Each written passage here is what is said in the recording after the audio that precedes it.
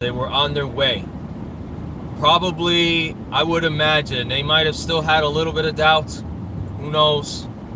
They probably couldn't really process everything that was happening because, I mean, just imagine that Jesus, whom you saw crucified, whom you saw beaten, whom you saw hanging there on the cross, and who died, and the soldier who used a spear to poke his side, to stab him, and to confirm and to make sure that he was dead.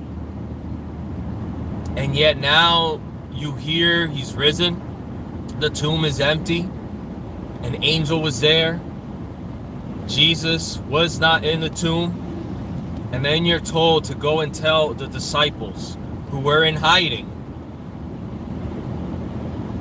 who were mourning, who were probably in despair because of what happened with the crucifixion of Jesus. And yet, Jesus still appeared before these women to tell them what you've heard is true, what you've seen is true, the good news is true. Here I am risen. Now go and tell the disciples. Go and tell my disciples what you have seen and the fact that I am alive.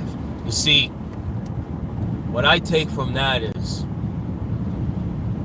that as we go about in being a living witness, as we go about in testifying, in witnessing about the good news of the gospel, about the good news of the resurrection of Christ.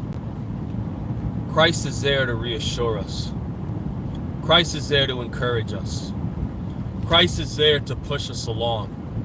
Just as those women who were on their way to tell the disciples, and Christ appeared before them to confirm the good news, to reassure them, to tell them, I am resurrected, I am alive, I have risen. It's the same with us as well. As we may go and be a witness to those around us, to other places, wherever we are, wherever we find ourselves, that we may be a witness to others. Jesus is there to encourage us, to push us, to confirm for us what we already know and what we already believe. You see, we may already know it by faith, but let's be honest, humanly speaking, it's good to have a bit of a confirmation as well. It's good to know that what we are doing is confirmed. And Jesus, he did confirm the good news for these women.